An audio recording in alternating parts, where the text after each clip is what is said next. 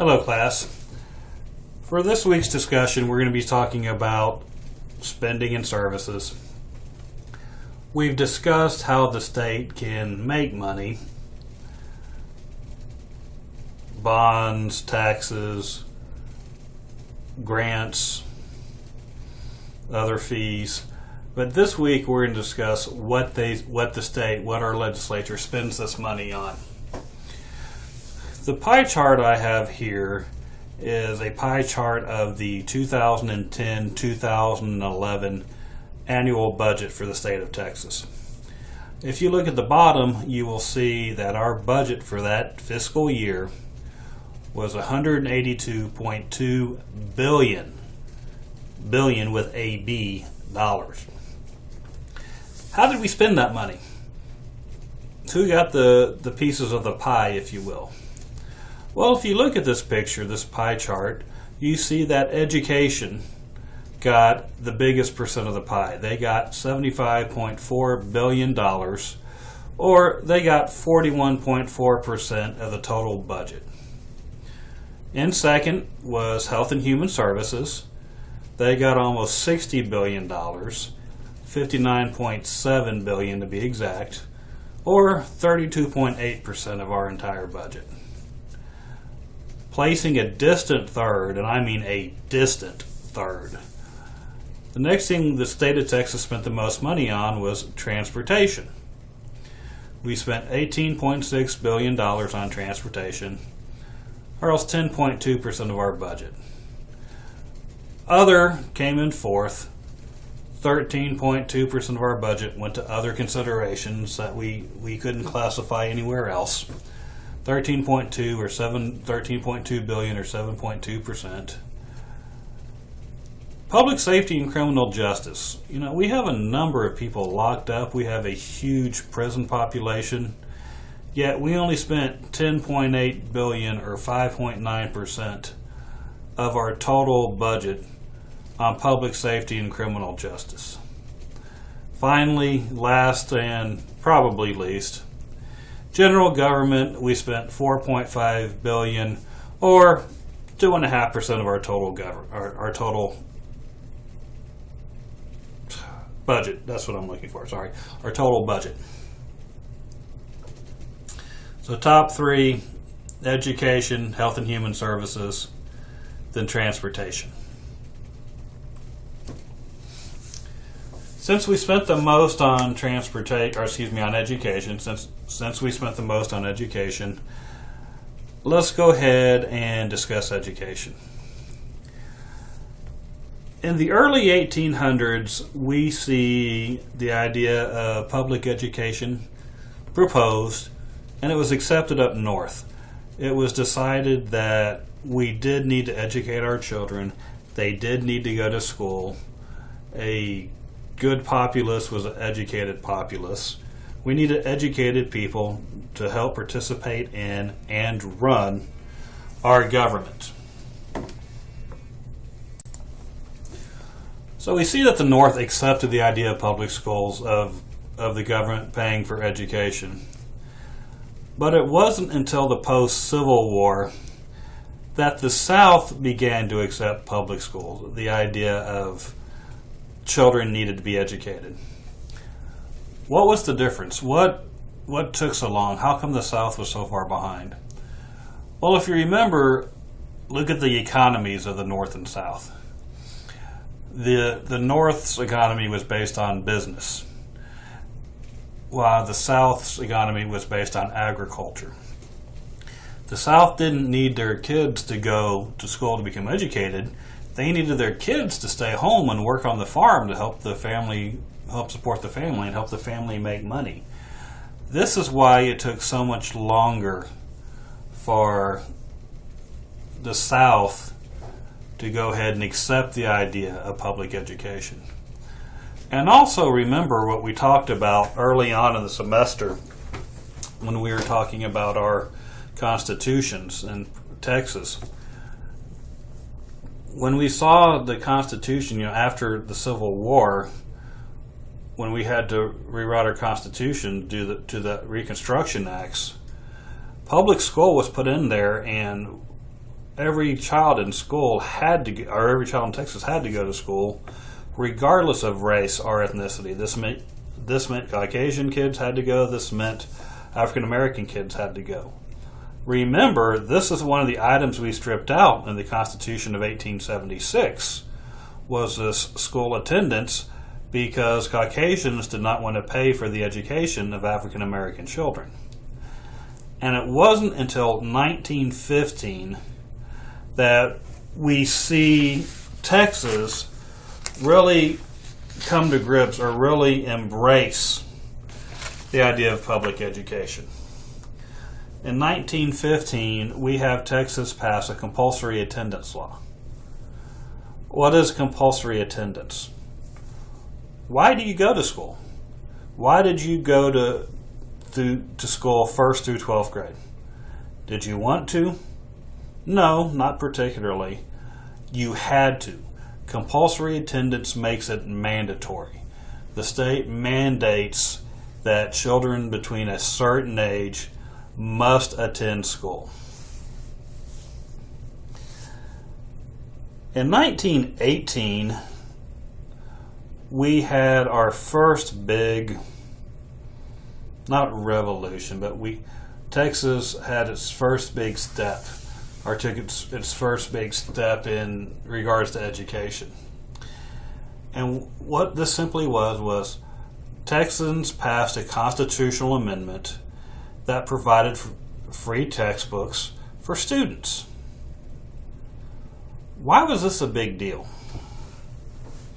Well, first off, you're college students. How much are textbooks? You're having to purchase your own. Are they cheap or are they expensive? Most textbooks are very expensive.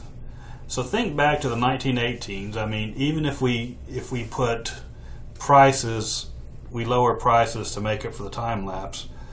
Remember, we're still an economic state. We're still an agricultural state, agrarian state.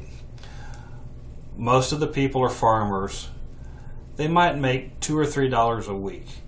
And if you have 5 or 6 kids that you're having to send to school, and you're having to purchase textbooks for every student, for every child you have, that's going to be a lot of money. So this constitutional amendment that provided for free textbooks was actually a very large, or a very important step in our evolution of public education in Texas.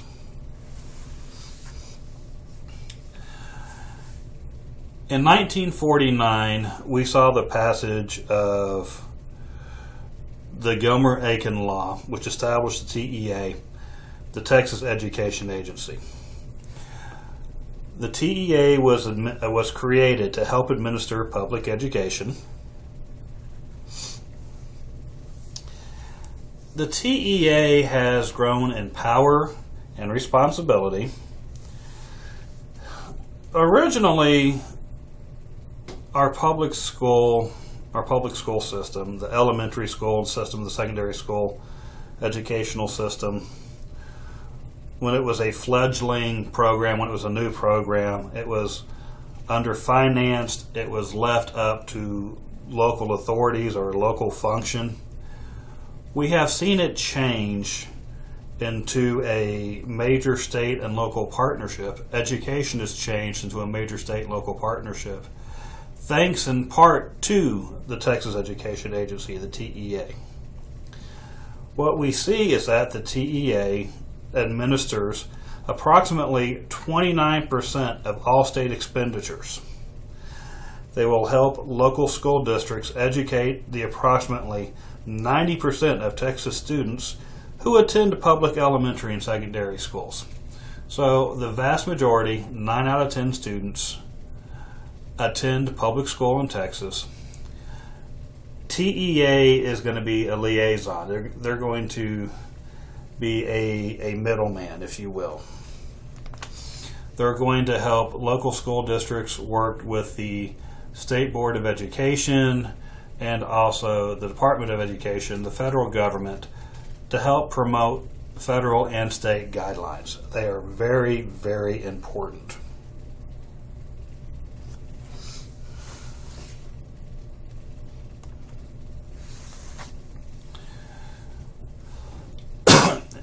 In the 1980s, we see our second evolution or revolution, whatever you want to call it, in regards to education. And we talked about this early on also. But in 1984, we see statewide accountability standards established. This applied to both students and teachers. This was known as the no pass, no play, or the no pass, no teach.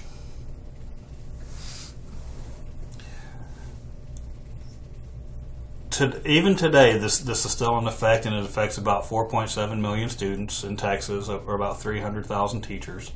The no pass, no play was simply, and you went through it if you went to school here in Texas, if you did not pass all of your classes, you could not participate in extracurricular activities.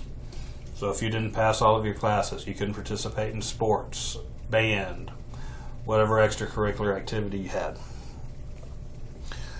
But also, this no pass, no teach, this was to set accountability standards for teachers. Teachers today, to get their teaching certificate, their permanent teaching certificate, have to pass a content exam. They have to prove that they have a basic enough knowledge, that there's a base knowledge there, that they are capable of teaching the area that they are teaching. For example, if you wanted to teach high school social studies, you would have to go take a high school social studies content exam. This one's going to be a mixture. You're going to be tested on U.S. history, U.S. government, economics, geography, because all of those fall under high school social studies.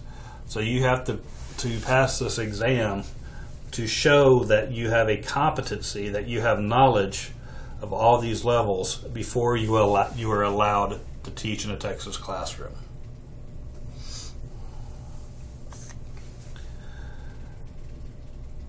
We're talking about the TEA, and now we're talking about schools.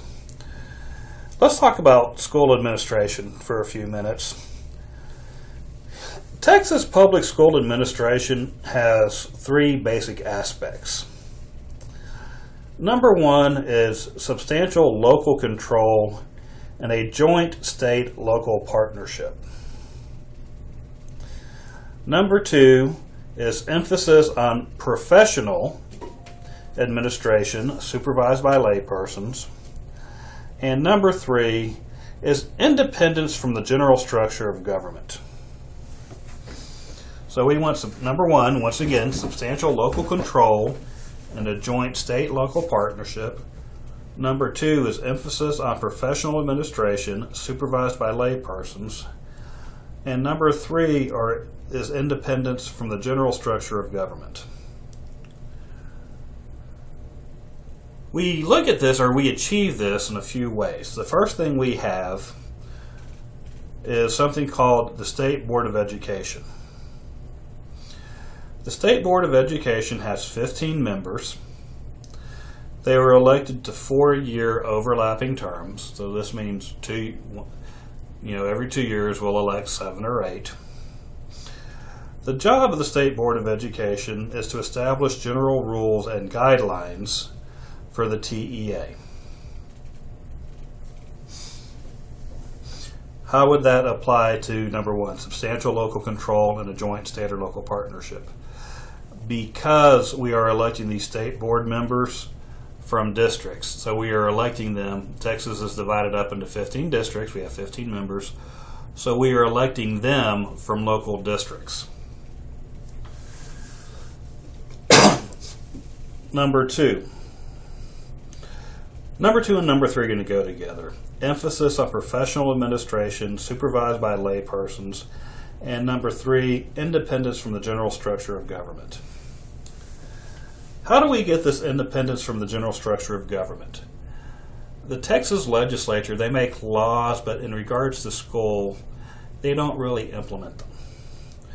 Instead, what we have, the State Board of Education, then we have the TEA, but our local level of government, our local unit which does this, are simply school boards. are school districts. We break down, Texas is not one big giant school district. We break them down into boards and into districts. And Texas has 1,030 school districts. And this is more than any other state. These school districts are the basic structure for local control. Voters in these school districts will elect our school board. These school boards are going to have 7 or 9 members. It depends on the district's population. These are going to be at-large memberships or at-large seats or from single-member districts.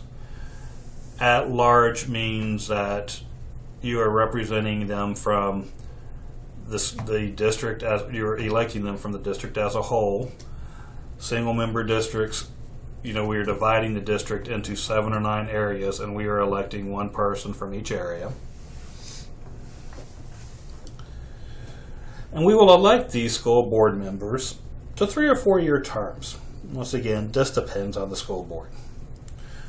These trustees, these school board members, will set the district's tax rate, and they will help determine school policies as long as they are within the guidelines established by the Texas Education Agency. The problem we have is that elected boards, school boards, and the State Board of Education are becoming increasingly political. We see politics playing more of an issue in our elections. So let's talk about the politics of public education. Let's talk about the State Board of Education and what they do. The State Board of Education is very important because they make the decisions on curriculum they make the decisions on curriculum and textbooks. What I mean by this is they are going to dictate what is taught in Texas schools. They're going to make the decision on textbooks. They're going to give each school district a list of textbooks and say, these are approved textbooks. You can choose your textbook from this list. One of the most important things that the State Board of Education deals with is curriculum and textbooks.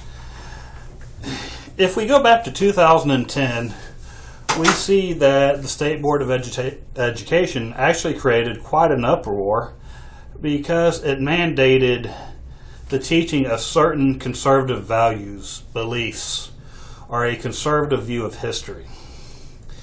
And what I'm talking about here, some of the things that the State Board of Education, and please recall I said that it is now, these boards have become very political. This is Texas, of course. It is dominated by Republicans, by conservatives. But some of the things they wanted the high schools to teach, the views, were they wanted to downplay the role of slavery in the Civil War. They wanted to talk about the positive influence of Joseph McCarthy. For those of you who don't know who Joseph McCarthy was, he was a senator back in the 50s, 60s time frame, I think. I know 60s. That if you disagreed with him, you were a communist. He wanted to talk about, or the State Board of Education wanted it taught, wanted to discuss the Judeo-Christian influence on the founding fathers. And they also wanted it taught that separation of church and state are not in the American Constitution. So their curriculum decisions are going to affect what every high school student learns, or every public school student learns, not high school, but what every public school student learns. They also have the power to choose or dictate what textbooks we're going to choose from. And what I said by this is that, they may give a list, each school district, and say, okay, for your history class, you can choose one of these 3 or one of these 4 or one of these 5 textbooks. But these are the only textbooks that you can use. Once again, this is going to lead to battle between conservatives, liberals. However, it's also going to put pressure on the book publishers. They're going to publish books that Texas, that the State Board of Education wants. This actually has a far-reaching implication, because if you think about it, just the size of Texas, 4 million students. If you're Texas, well, let's go. Book publishers want to make money. That is what they want. So they're going to bow to the whims of the State Board of Education. If this is what the State Board wants, this is what the State Board is going to get. Because they can sit there and say, if you make these changes, if you put this in the book, we will order 500,000 copies. Well, what difference would that make? Well, imagine if you're a book publisher, you're McGraw-Hill, you're Norton, you're whoever, and you have Texas that says, we want 500,000 copies of this American history book. You're thrilled. You will happily give this to them. But then you have a state like Vermont, New Hampshire, Rhode Island, one of the small northern states, come up and say, well, we understand Texas wants book A, but we want 20,000 copies of book B. Well, the book publisher has finite resources. Are they going to go and publish a book that's only going to sell 20,000 copies that they can sell to this small state? Or are they going to say, you know what, we're printing 500,000 copies for Texas. We'll print an additional 20,000 copies for you. The small state's going to say, but we don't want that. We don't agree with that. And the publisher's going to say, tough, take it or leave it. We are not going to print out a whole new book to sell 20,000 copies. And honestly, 20,000 copies is a small number. So we're going to see basically Texas impose their will on the small states, because we're going to see these publishers not want to publish a small number of books. They're going to say, take the book that Texas wants, even though you may not want it, you may not agree with it. Well, these curriculum decisions and these textbooks, they actually lead to culture wars and standardized testing. And what I mean by this is everybody who goes to school in Texas knows that we have to take standardized tests. We've had to take them since the 1980s. The names have changed, but the test has somewhat changed. Now I think they're taking the STAR test and the EOC. You have an end-of-course exam. Well, these are standardized tests, but these lead to culture wars because there's claims of bias. Well, how could a standardized test be biased? I'll give you an example. What we see a couple of years ago, we saw a science question on a standardized exam. The question was, an icicle will melt at what temperature? Well, we know water freezes into ice at 32 degrees, so if it's 32 degrees or below, well, if it's below 32, water will freeze to ice. If it gets 32 or higher, ice will start to melt. So no, the answer is above the 32 degrees and higher. Yet we had a state senator from San Antonio get up on the Senate floor and say this was a biased question. How is this a biased question? An icicle melts at blank degrees. How is this a biased question? The response was simply, well, we have a number of poor kids who live in the valley, of poor students, of low economy, poor students who live in the valley, so who live in South Texas, who've never seen an icicle. So this is biased against them. Yeah, this is the type of government that we have. Is that a biased question? No. The good news is that even though we are having these standardized exams, we see that the students' performance on these standardized tests has increased in recent years, and that the gap in performance between the ethnic groups has narrowed. So if there is any bias, it is slowly being worked out of the exam. They are becoming more fair.